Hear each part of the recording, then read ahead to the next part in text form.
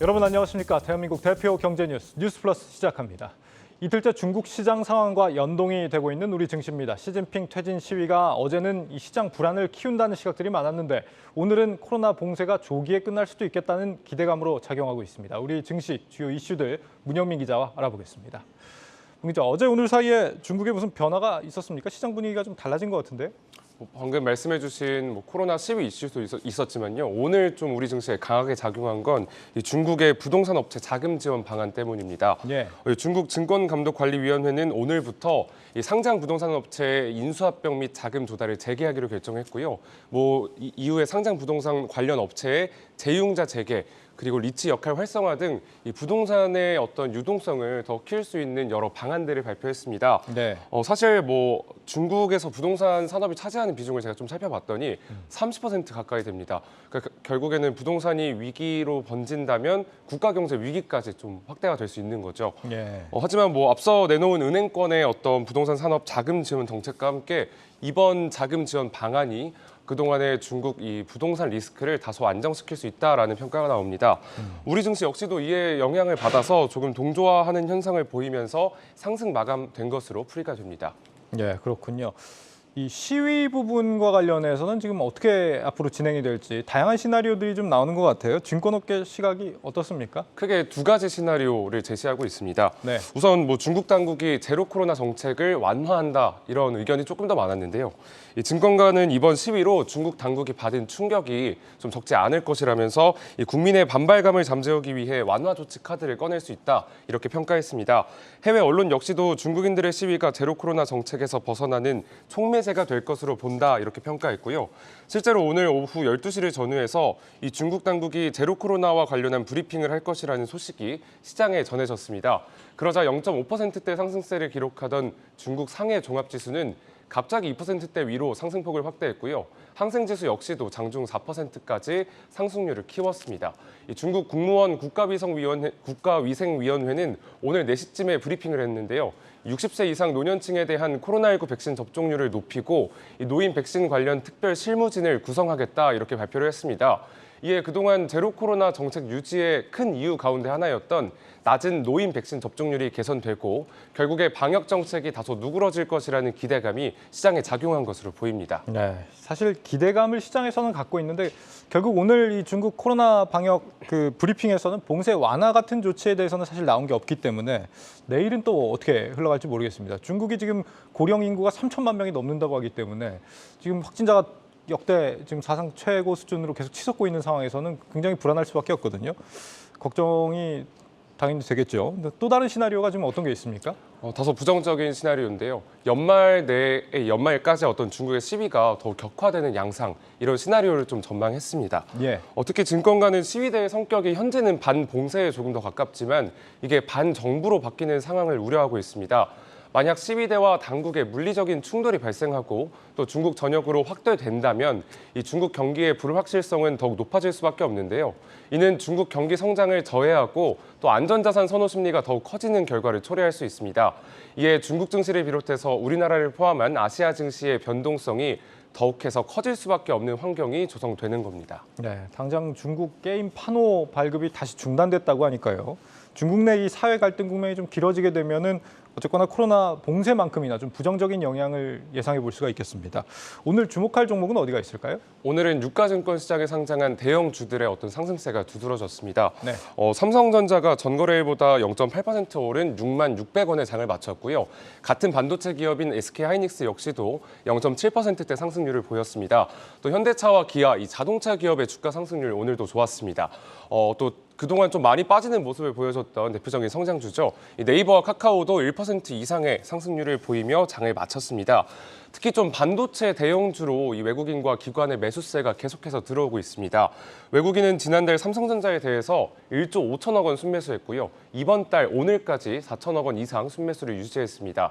기관 역시도 지난달 450억 원, 이번 달 3,490억 원 사들이고 있습니다. 네, 장중에 오만전자로 잠시 떨어졌다가 다시 회복을 하긴 했는데 지금 삼성전자 상황이 어떤 상태입니까?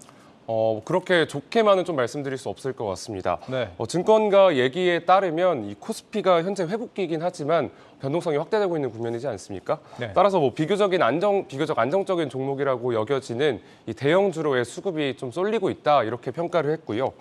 삼성전자만 두고 보면 아쉽게도 당장 내년 상반기까지의 주가 전망은 밝지만은 않습니다. 저번 주에 저희 한국경제TV 보도본부가 10명의 리서치센터장 설문조사를 했었는데요. 그때 당시에 좀 결과값이 평균치 제시값이 79,600원이었습니다. 아쉽게도 내년에는 8만 전자까지의 달성은 조금 어려워 보이고요.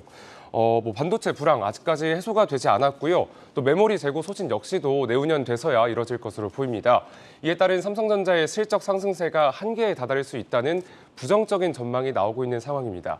실제로 삼성증권은 삼성전자의 내년도 영업이익이 올해 절반 수준에 그칠 것이라는 이 부정적인 전망을 오늘 내놨습니다. 네.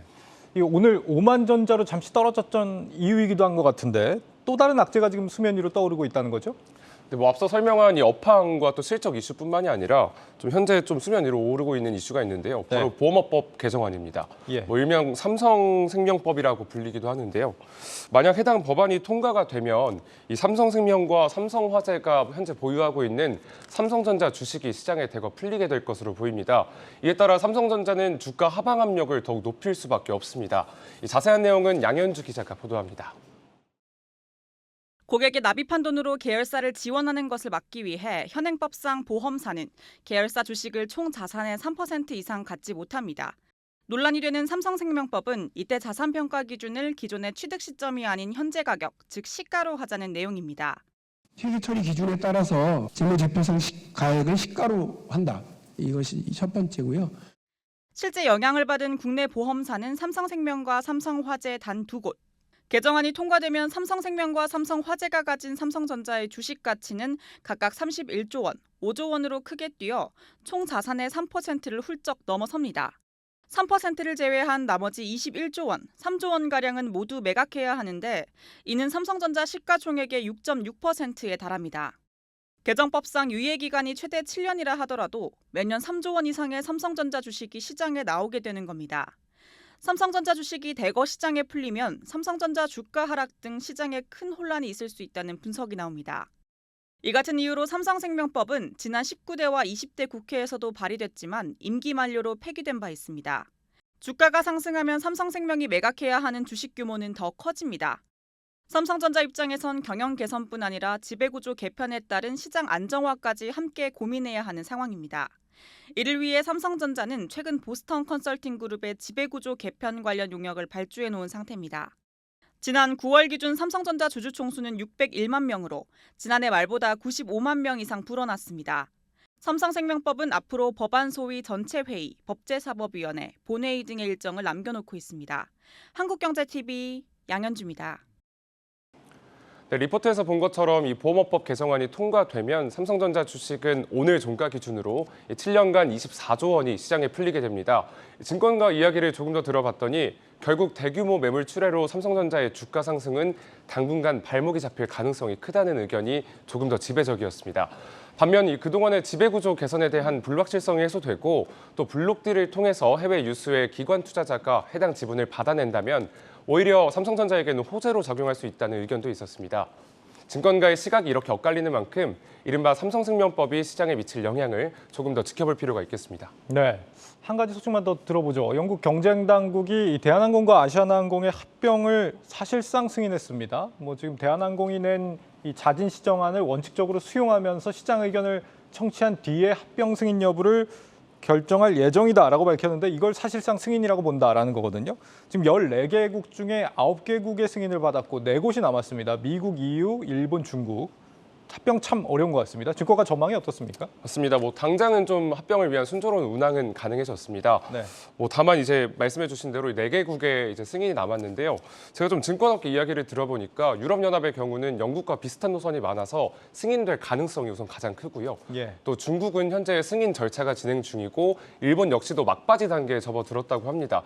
관건은 미국입니다. 미국은 계속해서 좀 이 합병에 대해서 독과점이 우려된다라는 의견을 올해 계속해서 좀 내비쳤는데요.